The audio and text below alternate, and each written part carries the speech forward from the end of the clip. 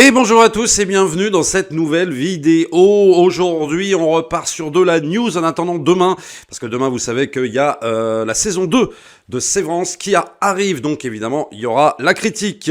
Alors en attendant, aujourd'hui, donc la Warner qui préparait une suite aux Gremlins et aux Goonies. Non, vous ne rêvez pas, plutôt peut-être vous cauchemardez.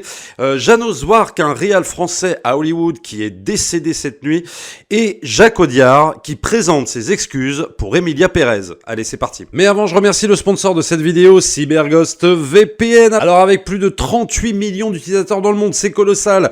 C'est le fournisseur VPN le plus recommandé sur le marché. Il a une note de dingue sur Trustpilot. Plus de 20 000 personnes l'ont noté excellent. Voilà. Bon, alors un VPN, vous savez ce que c'est, hein, c'est essentiel pour protéger votre vie privée numérique. Et si vous pensez que vous êtes déjà couvert parce que vous naviguez genre en mode incognito, bah détrompez-vous, parce que c'est absolument pas le cas.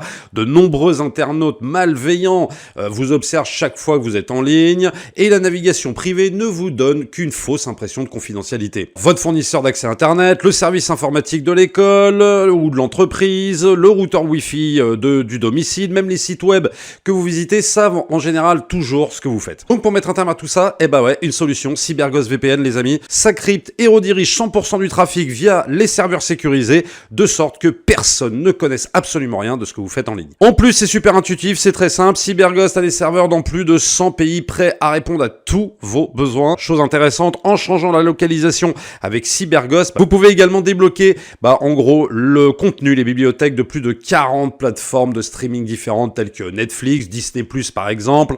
Et ça nous intéresse parce que, mettons que vous vouliez aller, je sais pas moi, sur le Netflix japonais, vous êtes fan de manga, tout ça machin, vous pouvez y aller, hop, vous avez pas forcément le même contenu en ligne que ce soit au Japon ou en France, donc ça c'est plutôt vachement bien. Alors évidemment, l'application est disponible pour tous les systèmes d'exploitation, Windows, Android, Linux et compagnie, donc ce qui permet en gros avec un seul compte d'en faire profiter toute la famille, tout l'entourage, voilà. CyberGhost VPN ne conserve pas les données, c'est très important, eux-mêmes ne savent pas ce que vous faites en ligne, bah oui. Et donc comme je suis assez cool comme garçon, en utilisant le lien que je te mets dans la description de la vidéo, tu vas pouvoir bénéficier d'une réduction de 83% et tu vas obtenir 4 mois gratuits. Et comme ils ont une garantie de remboursement de 45 jours et un accès support client 24 heures sur 24, 7 jours sur 7, tout est sans risque. Donc foncez pour commencer à protéger votre vie numérique dès aujourd'hui. Je commence tout de suite par Janos Wark. Alors Janos Wark, je voulais vous en parler parce qu'il est mort là à 87 ans, l'âge de 87 ans. C'est un réal français, oui, c'est un réalisateur français, mais qui a la particularité d'avoir débuté très très tôt à Hollywood, figurez-vous, et qui s'est posé en fait en réalisateur de suites de films assez emblématiques. Genre, quand on fait Les Dents de la Mer numéro 2 et qu'on passe après Steven Spielberg, en général on se dit ça va être très compliqué. Mais disons que Janos Wark, c'est un réalisateur qui a toujours réussi un petit peu à s'imposer en tant que yes man, réalisateur de films très cultes. Évidemment sans égaler le premier Dents de la Mer, on est très clair là-dessus. Mais disons que il va capter un petit peu l'essentiel, si tu veux, de ce qu'est par exemple Les Dents de la Mer. Il va faire une suite honnête, même si évidemment on est d'accord, ça vaut pas le premier.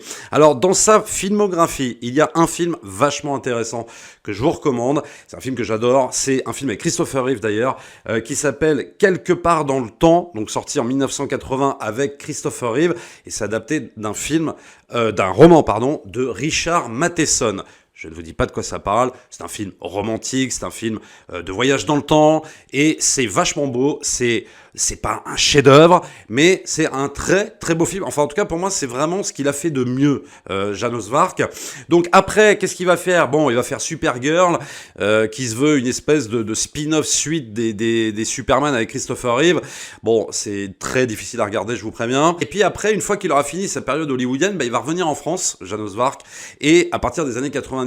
Et il va signer un film que moi j'aime bien, franchement que j'aime bien, ça s'appelle La Vengeance d'une blonde avec Christian Clavier et Marianne Chazelle et Clémentine Sélarié, et j'aime bien le film. Bon, ça capitalise beaucoup sur tout l'aspect de Funès de Christian Clavier, on est d'accord, des fois c'est un peu fatigant, mais j'aime bien le sujet, j'aime bien le truc de la télé, j'aime bien comment ça traite, comment ça parle de tout ça. Donc pour moi, ça reste une bonne comédie française, et puis après j'aime moins, genre Les Sœurs Soleil et Hercule et Sherlock, je sais pas quoi, bon, ça clairement c'est moins bien. Mais surtout, Janos Wark qui va s'illustrer, bien plus qu'au cinéma, c'est la série télé. Alors Janos Vark, la série télé par exemple, c'est beaucoup d'épisodes de Smallville, donc il va retrouver là un peu tout l'univers de Superman qu'il avait fait dans Supergirl. Il va tourner beaucoup de Grey's Anatomy, il va tourner beaucoup de Heroes, il va tourner aussi du Ally McBeal. Bon bref, on a compris que Janos Vark, c'est quelqu'un qui va beaucoup s'illustrer en télévision. Alors c'est pas, oui, le plus grand réalisateur de la Terre, ça je vous l'accorde, mais voilà. On s'en souvient, je voulais vous en parler.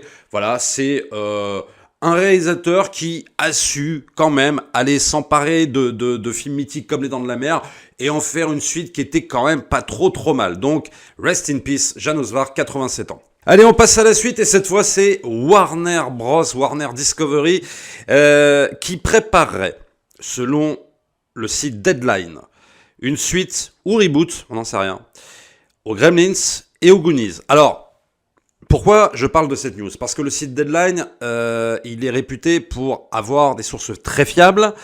Et donc, je serais pas là en train de me dire « Non, mais c'est bon, on s'en fout, machin ». Même si c'est vrai qu'on sait que, dans un film, il y a quand même énormément d'étapes avant d'arriver, ne serait-ce qu'au tournage. Donc, voilà, on va prendre tout ça, on va essayer de se rassurer comme on peut. Mais je vous assure que ça peut paraître très inquiétant parce qu'il y a plusieurs trucs qui peuvent paraître, qui peuvent nous dire, qui peuvent nous alerter, en train de nous dire non mais c'est peut-être vrai, c'est peut-être un truc qu'ils sont réellement en train de faire. Alors on continue encore ce périple vers les suites, reboots, à n'en plus finir de trucs des années 80. Alors que c'est vrai qu'il y a quelques temps, j'ai publié une vidéo parce que tu te rappelles, il y avait eu un fake, une affiche fake des Goonies, la suite des Goonies, machin, qui avait circulé. Et heureusement, c'était complètement fake. Et j'en avais fait une vidéo en mode je suis soulagé, mais non, vous inquiétez pas, ça ne se fera jamais. Spielberg donnera jamais son accord, blablabla.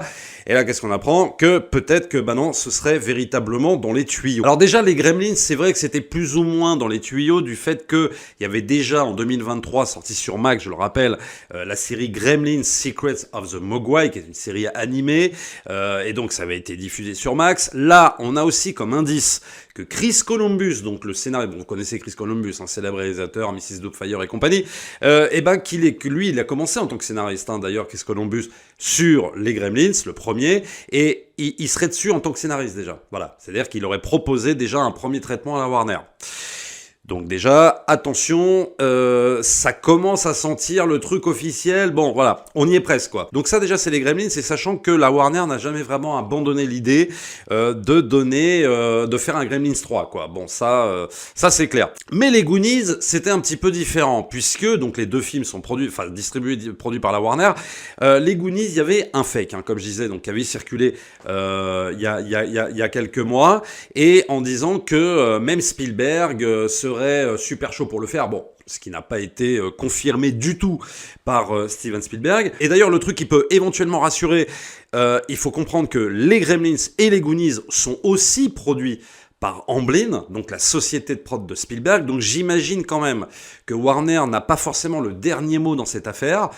J'imagine que la société Amblin a quand même, peut-être doit donner son accord pour lancer ce genre de projet. Mais ça, après, j'ai pas toutes les informations là-dessus. C'est très compliqué. Est-ce que c'est pas Warner qui aura le dernier mot ? Est-ce que c'est Amblin, etc. Mais j'ai quand même l'impression que Spielberg doit donner aussi une partie de son accord. Donc, mais en tout cas, tout ça est inquiétant, et je vais vous dire pourquoi dans le cas des Goonies. La première chose, c'est que il y a l'acteur Ke-Huy Quan, là, tu sais, celui qui fait Data dans les Goonies et qui jouait 2001 dans Indiana Jones. Il faut bien comprendre que lui, il fait un espèce de gros retour, là, quand même. Ça s'est opéré sur Everywhere, All at Once, je sais pas quoi, là. Il a tourné dans une série Marvel. Là, il revient dans un autre film, je crois, et dans une autre série. Donc le mec fait maintenant, en 2024, un comeback de malade mental. Donc attention, on connaît un petit peu comment raisonnent les producteurs, comment ça se passe là-bas. Dès que t'en as un qui redevient bankable, il serait tenté de se dire « tu sais quoi, lui, vu qu'il redevient à la mode, là, hop, on se refait les Goonies ». Parce que, évidemment, on va même pas capitaliser sur Sean Astin, qui lui est très très chaud pour refaire les Goonies. Il tanne apparemment Spielberg pour pouvoir le faire. Mais Sean Astin, si tu veux, pour l'instant, pour moi, il représente plus rien. C'est-à-dire que il avait fait évidemment le Seigneur des Anneaux. Il a tourné, je crois, dans la saison 2 ou saison 3, je sais plus, de Stranger Things. Ok, mais ça reste quand même assez mineur tout ça. Donc c'est pas sur lui qu'il faudra compter, ni sur Josh Brolin, ni sur je ne sais qui. Bon, le seul bankable dans cette histoire, c'est Ke-Huy Quan, justement, et il pourrait très bien capitaliser sur son retour pour nous pondre une suite reboot à la con des Goonies. Bon, et la deuxième chose qui est inquiétante, c'est que Warner, évidemment, a vu les chiffres de Beetlejuice 2. Ça, personne n'en parle, mais je pense que c'est vachement important quand on épluche un peu cette news-là. Le succès de Beetlejuice, parce que ça a été un succès, enfin je parle du 2, Warner, évidemment, le prend en compte. C'était un peu inespéré. 30 ans après, la suite de Beetlejuice, c'est pas non plus Batman, tu vois. Bon, ok, y a un petit cercle de fans, hein, enfin même un gros cercle de fans de Beetlejuice, mais je veux dire, c'était pas évident que ça marche. Alors évidemment, le film n'a pas dépassé le milliard, c'est pas non plus un succès à la Deadpool Wolverine, mais quand même, pour une suite d'un film avec Tim Burton, qui a moins le vent en poupe, tout ça, machin, Beetlejuice, Macabre et compagnie, bah franchement, je crois qu'il a tourné autour de 500 ou 600 millions, bah le score, il est beau, quoi. Il est très très beau. Donc, il pourrait très bien espérer, avec quelque chose comme les Gremlins, qui a beaucoup plus la cote qu'un Beetlejuice à mon sens, en tout cas qui marche beaucoup plus, voire même un Goonies, eh bien évidemment espérer peut-être voir taper le milliard, va savoir, peut-être que c'est ce qu'ils se disent, à moins que ce soit un flop total. Donc ça, il faut pas nier ce truc-là, c'est capitaliser sur le succès de Beetlejuice 2, c'est indéniable. Et la troisième chose, c'est évidemment d'essayer de rattraper, de faire comme Disney. Sauf que le désavantage qu'a Warner par rapport à Disney, c'est que ça intervient avec 5 ans de retard. C'est-à-dire que là où Disney, t'as l'impression que eux, ils sont en fin de cycle sur cette question de suite, reboot, machin, etc., film live, même s'il y en a qui vont sortir, hein, Blanche-Neige et compagnie, bon. Mais t'as l'impression quand même qu'ils ont pris conscience qu'ils sont peut-être en fin de cycle. Et à chaque fois, t'as les studios qui veulent absolument copier Disney. Que ce soit Warner, que ce soit les autres, que ce soit n'importe qui, ils veulent absolument faire pareil parce qu'ils ont vu évidemment que ça rapportait beaucoup de thunes. Mais ça rapportait beaucoup de thunes il y a 5 ans, il y a 10 ans. Et maintenant, j'ai l'impression que tout ça est un peu fini. Je parle pas des Marveleries, je parle pas de tout ça, mais je parle des films d'animation, films live. Alors, tu vas me dire, ouais, il y a des exceptions, genre Mufasa qui a bien marché, tout ça, machin. Mais ça commence un peu à s'amenuiser, et compte tenu aussi du fait que des fois c'est super woke, et donc du coup bah ça fait moins d'entrées, etc., etc. Et donc tu sens bien qu'ils veulent capitaliser là-dessus, qu'ils se disent bah nous aussi on va relancer nos franchises, nous aussi on va faire comme eux. Donc évidemment pour nous, bah c'est super inquiétant, enfin c'est super inquiétant. Pour nous c'est tellement dommage parce que on veut pas de suite des Goonies, on veut pas de reboot, on veut pas de suite des Gremlins, on veut pas tout ça. Non, on adore les Gremlins, j'adore les Gremlins, j'adore les Goonies. Mais on sait comment tout ça se termine et on sait comment tout devient médiocre. Alors évidemment, l'exception Beetlejuice 2, moi j'ai envie de te dire, j'aime bien le film, je l'ai pas cartonné le film, mais bah non, bah c'est pas aussi bien que le premier, bien évidemment, même si évidemment il tient la route parce que t'as Tim Burton derrière. Tu vois ce que je veux dire? Sur les Goonies, t'as plus Richard Donner, il est décédé. Qui va le remplacer? Non mais sérieusement, qui va remplacer Richard Donner? Ils vont prendre un yes man quelconque, c'est pas Spielberg hein, qui va le faire, je vous le dis tout de suite, arrêtez avec ça. Spielberg, s'il le fait, ce sera éventuellement en producteur exécutif, mais ça s'arrêtera là, et ils vont prendre un yes man à la con, et ce sera un ratage. Bon voilà, c'est clair, et ce sera un réalisateur sans vision, quoi, c'est ça que je veux dire. Les Gremlins, bah c'est pareil, sauf si c'est éventuellement Chris Columbus qui s'en occupe, à la réal, je veux bien lui donner une chance, mais honnêtement, si c'est encore un autre Yes Man, parce qu'on sait que Joe Dante ne veut absolument pas refaire un Gremlins 3, enfin ça m'étonnerait qu'il revienne, très clairement, ce sera encore un autre Yes Man, et ce sera raté. Voilà, c'est tout, faut quand même bien le dire. Beetlejuice 2, c'est passé, et je dis bien c'est passé de justesse, parce que c'était Tim Burton derrière. Et encore, il y a beaucoup de choses à reprocher à ce film. C'est clairement pas le meilleur film de Tim Burton, on est d'accord. Bon, donc voilà ce qu'on pouvait dire sur cette news. C'est pour moi assez inquiétant, c'est pour moi dommage. Parce que, bah voilà, encore une fois, t'as envie de dire à Warner, même si ils tentent, hein, je dis pas, ils tentent de faire du blockbuster neuf, on va pas dire non plus qu'ils ne tentent pas des choses, et ça c'est très clair, mais de revenir sur des choses comme ça, c'est juste plus possible, mais bon, qu'est-ce que tu veux. Va falloir peut-être s'en taper, en tout cas on surveillera évidemment l'évolution de cette annonce, mais pour l'instant ça semble quand même assez sérieux. Et la troisième news, les amis, c'est le réalisateur français Jacques Audiard qui va s'excuser, oui, pour son film Emilia Pérez. Alors, il y a beaucoup de polémiques avec ce film. J'aurais jamais cru qu'il y aurait autant de polémiques sur ce film-là. Alors, le réalisateur français Jacques Audiard a évoqué les critiques que le film Emilia Pérez a reçues pour la manière dont il aborde la question des disparus à un moment donné dans le long-métrage. Lors de la première du film au Mexique, le réalisateur a présenté ses excuses à ceux qu'il qu'il parlait à la légère sur ce sujet très délicat. Ce drame des disparus me scandalise, vous le vivez, a-t-il dit. Si vous voyez le film, vous n'apprendrez rien de nouveau, et si vous pensez que je le fais trop à la légère, je vous présente mes excuses, a-t-il déclaré. Alors moi, j'aimerais qu'on m'explique une chose depuis l'arrivée de ce film-là, que moi je considère comme un des meilleurs films de l'année, Emilia Pérez, très clairement. C'est quoi? C'est parce que c'est un réalisateur français, que ça énerve les Américains, que ça énerve tout le monde, ça énerve les Mexicains, ça énerve je sais pas quoi. Est-ce que c'est parce qu'il est français? Moi je pose juste la question. C'est pas pour être chauvin, si tu veux, voilà. Mais à un moment donné, on peut se poser la question sur un film qui parle justement des trans, qui fait autant de trucs d'inclusivité et tout ça. Pour une fois qu'il y a ça, pour une fois qu'on encense un film comme ça, il se fait cartonner. Ce serait des Américains qui l'auraient fait, t'inquiète, ce serait passé crème. Là, t'as l'impression que c'est parce que c'est un Français, waouh, ça y est, ça doit faire des polémiques. Non, c'est pas normal. Un réalisateur français ne doit pas s'emparer de ces sujets. Non, mais c'est un truc de fou. Je veux dire, au-delà même de cette polémique sur les disparus, t'as eu des polémiques sur le fait que ce serait éventuellement, même si sûr, que ce serait un film transphobe, que ce serait un film homophobe, que ce serait un film raciste, que ce serait ci, que ce serait... C'est-à-dire que ce film, aux États-Unis, les Américains, et je parle pas que des producteurs et tout, je parle même des gens, même tu vas sur les réseaux sociaux, le film se fait dézinguer par les Américains, par des spectateurs machin, qui te disent ouais, non, mais c'est sûr, c'est un film raciste, c'est un film transphobe, machin, etc. Mais t'as vraiment l'impression que c'est ça parce que le film est français, quoi. Ils ne supportent pas, alors que c'est des rois, les gens là-bas de l'inclusivité, je sais pas quoi, machin, etc. Ils ne supportent pas que ce soit un Français qui fasse le film, c'est pas possible. T'as même eu à un moment donné, lors de la remise du prix Golden Globe, Jacques Audiard reçoit le Golden Globe du meilleur réal, non pas du meilleur réal, mais je crois du meilleur film. T'as carrément le réalisateur de Challenger qui se barre, quoi. On a la vidéo, j'ai publié un TikTok là-dessus. On a la vidéo. Le mec se tire au moment où Jacques Audiard monte sur scène. Mais c'est quoi ce délire ? C'est quoi cette espèce de volonté de boycott de ce film ? Moi, je souhaite, je vais te dire, rien que pour ça, je souhaite qu'Emilia Pérez gagne aux Oscars, et alors en masse. Mais je te dis en masse, juste pour tous les emmerder. Voilà, c'est tout.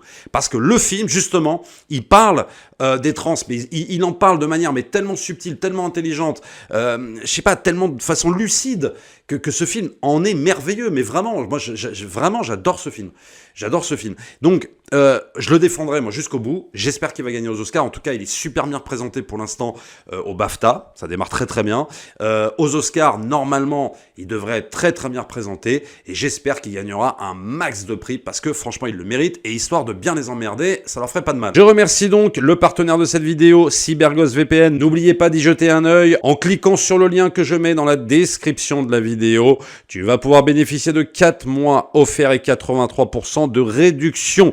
Protège ta vie privée, débloque des contenus exclusifs, fais des économies avec CyberGhost, essaye-le sans risque grâce à la garantie satisfait ou remboursé de 45 jours. Fonce! Voilà les amis, ce que je pouvais vous dire. Rendez-vous ce soir en live à 21h. Je serai normalement avec Alex de la fuite en vidéo. Abonnez-vous à la chaîne si ce n'est pas encore fait, likez, partagez comme d'habitude. Et on se retrouve très très vite pour une prochaine vidéo. Ciao!